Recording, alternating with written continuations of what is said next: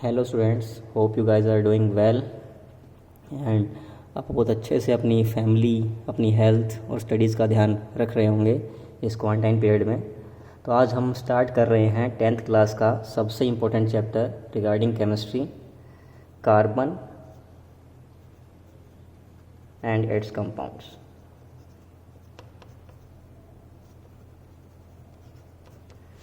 तो आप लोग जानते हैं बहुत अच्छे से, कार्बन हमारे पास एक ऐसा एलिमेंट है जो हर चीज़ में मिलता है आपके पास। छोटी से छोटी कोई चीज़ हो हमारे पास या कोई बड़ी से बड़ी चीज़ हो, कार्बन की जो अमाउंट होती है हर एक में आपको कुछ ना कुछ कंटेंट इसका ज़रूर मिलता है। किसी में लेस अमाउंट में मिलेगा तो किसी में आपके पास ये कैसे मिल जाएगा, मोर अमाउंट में। तो थोड़ा इसके बारे में जान लेते हैं, कार्बन होता क्या है। तो कार्बन आप जानते हैं ऐसे लिखा मिलेगा आपको 6 और 12। यहाँ पे अगर हम बात करें तो इसका जो एटॉमिक नंबर है वो हमारे पास कितना है, 6 है। इसका जो मास नंबर है वो हमारे पास कितना है, 12 है। इसके जो नंबर ऑफ इलेक्ट्रॉन्स की अगर मैं बात करूँ वो हमारे पास क्या होते हैं, 6 इक्वल टू एटॉमिक नंबर। जो नंबर ऑफ प्रोटॉन्स आपके पास आएंगे वो भी 6। जो नंबर ऑफ न्यूट्रॉन्स हमारे पास आएंगे वो हमारे पास कितने हो जाएंगे, 12 माइनस 6 इक्वल्स टू 6। मतलब it is the species which have all the electron, proton and neutrons equals to 6. Understand. अब हम आगे इसके बारे में बात करते हैं। आपने दो तरह के कंपाउंड सुने होंगे हमारे पास, एक होते हैं आयनिक कंपाउंड्स, एक होते हैं आपके पास कोवलेंट कंपाउंड्स।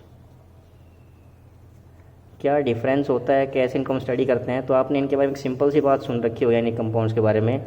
इनके जो फोर्सेज होते हैं आपके पास, फोर्सेज ऑफ अट्रैक्शन की अगर मैं बात करूँ वो काफ़ी क्या होते हैं, स्ट्रॉन्ग होते हैं। इनके कैसे हमारे पास फोर्सेस मिलेंगे, आपको काफ़ी स्ट्रॉन्ग मिलेंगे। ये क्या होते हैं आपके पास, पोलर नेचर के होते हैं। पोलर नेचर किसको बोलते हैं, पोलर मीन्स हमारे पास अगर आपके पास कोई भी आयनिक कंपाउंड दिया हुआ है, मैंने एग्जांपल ले लिया आपके पास NaCl, सोडियम क्लोराइड। मैं जैसे उसको वाटर में मिक्स करता हूँ हमारे पास, वो क्या करता है अपने रेस्पेक्टिव आयंस में Na+ और Cl- में टूट जाता है। तो जहाँ से हमें रेस्पेक्टिव आयंस मिलते हैं उस कंपाउंड को हम क्या बोलते हैं कि उसका नेचर कैसा हो जाएगा, पोलर हो जाएगा। Understand this thing. On the other hand एक बात और हमारे पास आयनिक कंपाउंड्स में आती है। आपने देखा होगा हमारे पास जो हमारे पास ये NaCl है, ये बनता कैसे है। तो आपने एक वर्ड सुना होगा यहाँ पे हमारे पास क्या बात आती है, हम बात करते हैं यहाँ पे हमारे पास होता है जो इलेक्ट्रॉन्स होते हैं। आपने सोडियम को देखा होगा, हमारे पास सोडियम कितना होता है, 11। तो क्या आएगा, 2 8 1, ठीक है। तो हमारे पास जो क्लोरीन होता है वो कितना होता है, 17। क्या आएगा, 2 8 7। तो हम यहीं पे बात कर लेते हैं इसके बारे में। जो सोडियम हमारे पास है, आपने पढ़ा होगा ऑक्टेट रूल, कि हमारे पास जो आउटर मोस्ट शेल है उसमें 8 इलेक्ट्रॉन होने चाहिए, तभी हमारे पास वो चीज़ क्या होती है, स्टेबल होती है। लेकिन हमारे पास इन केस ऑफ सोडियम इसके पास क्या है, लास्ट आउटर मोस्ट शेल में 1 इलेक्ट्रॉन है। तो अगर इसको हम लूज कर दें, हमने 1 इलेक्ट्रॉन लूज कर दिया, ये कहाँ चला जाएगा, Na+ में।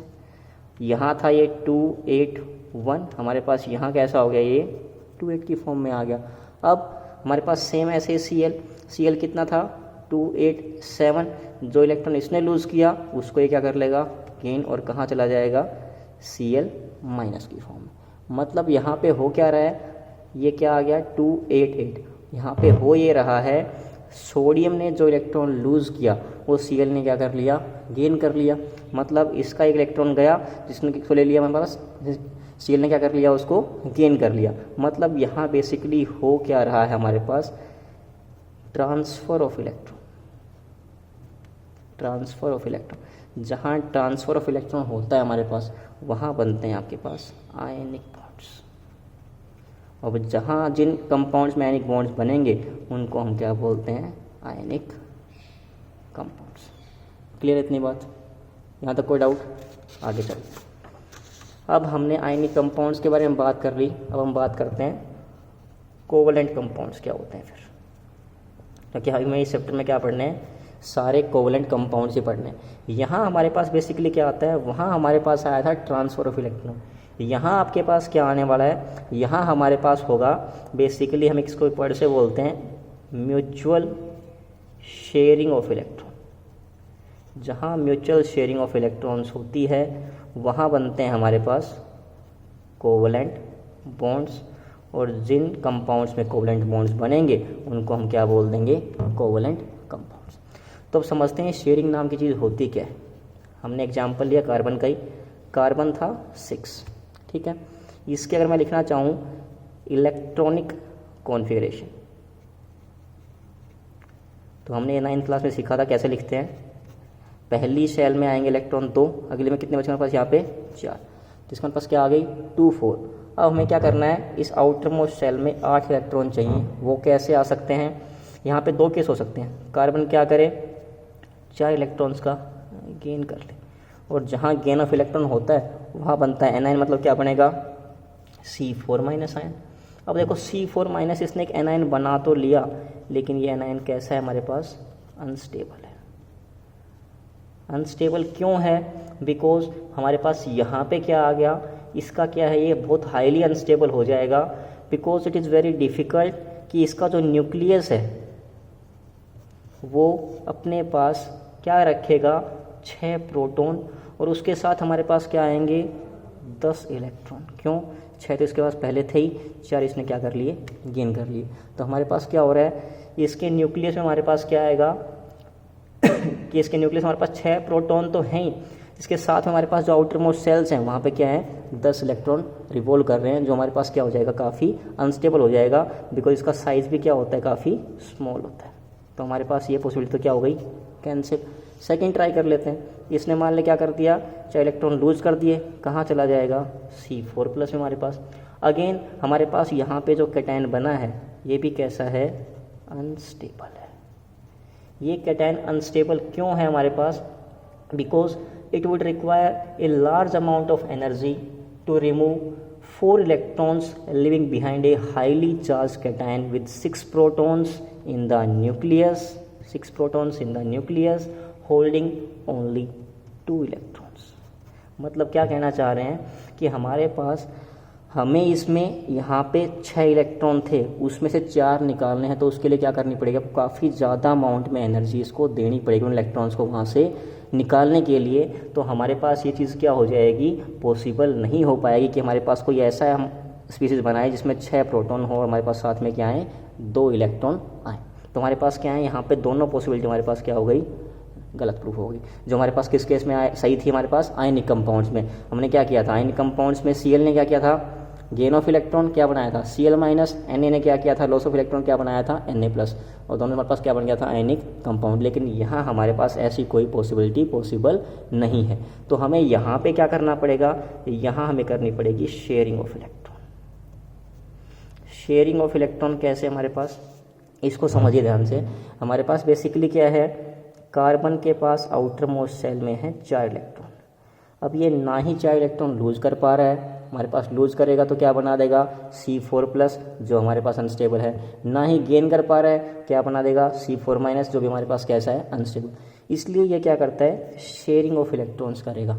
मतलब हमारे पास यहाँ पे क्या चीज़ होने वाली है, शेयरिंग कैसे करेगा ये, इसको ऐसे समझिए। हमारे पास इसने शेयरिंग कर ली हमारे पास, जैसे मैंने एक एग्जाम्पल लेके समझाता हूँ। पहले आपको मैंने एग्जाम्पल ले लिया मीथेन का। मीथेन का फॉर्मूला होता है CH4। इसको हम कैसे बनाते हैं, हमारे पास बेसिकली यहाँ पे ये कार्बन है, हमारे पास कार्बन होता है 6 2 4 हमारे पास, ठीक है, और H क्या होता है आपके पास, 1 ही होता है। मतलब हमारे पास जो ये कार्बन यहाँ पे आ रहा है, इसके पास क्या है, आउटर मोस्ट में 4 इलेक्ट्रॉन आपके पास आ रहे हैं। हमारे पास H कितने हैं, 4 हैं। मैंने एक यहाँ लगा दिया, एक यहाँ, एक यहाँ और एक यहाँ। इसके पास 1 इलेक्ट्रॉन, इसके पास 1 इलेक्ट्रॉन, इसके पास 1 इलेक्ट्रॉन, इसके पास 1 इलेक्ट्रॉन। अब देखिए हमारे पास H के आउटर मोस्ट हमारे पास कितने हो गए, यहाँ पे H को स्टेबल के लिए कितने हमारे पास चाहिए, डुप्लेट। हमारे पास H का क्या होता है, डुप्लेट कंप्लीट होते हमारे पास क्या हो जाएगा, ये स्टेबल। H के 2 पूरे, H के 2 पूरे, H के 2 पूरे हमारे पास, और हमारे पास इसके भी क्या हो गए, H के 2 कंप्लीट। अब हमारे पास जो यहाँ पे कार्बन है उसके चेक करो, हमारे पास कितने इलेक्ट्रॉन्स हो जाएंगे, यहाँ पे 2 2 4 2 6 और 2 8। हमारे पास उसके क्या हो गया, यहाँ से हमारे पास क्या हो जाएगा, H का कार्बन का हमारे पास क्या हो जाएगा, ऑक्टेट कंप्लीट होगा। मतलब यहाँ पे हमारे पास बेसिकली हुआ क्या है, हमारे पास हमने कार्बन को भी स्टेबलाइज कर दिया, H को भी स्टेबलाइज कर दिया, हमारे पास आपस में दोनों ने कंपाउंड बना लिया, जिसको हम क्या बोलते हैं, कोवलेंट कंपाउंड बोलते हैं। अब यहाँ पे ये जो बॉन्ड्स बने हैं इसको मैं ऐसे शो कर सकता हूँ, 2 इलेक्ट्रॉन से एक बॉन्ड बनता है, एक H, ये दूसरा हमारे पास, ये तीसरा, ये हमारे पास कौन सा हो गया, चौथा। तो ये जो बॉन्ड बने हैं ये हमारे पास कैसे बॉन्ड हैं, कोवलेंट बॉन्ड है हमारे पास। किससे बने हैं ये बने हैं म्यूचुअल शेयरिंग ऑफ इलेक्ट्रॉन से। और जो हमारे पास ऐसे कंपाउंड्स आ रहे हैं उसको हम क्या बोल सकते हैं, कोवलेंट कंपाउंड। तो hope you guys understand this. Okay, take care.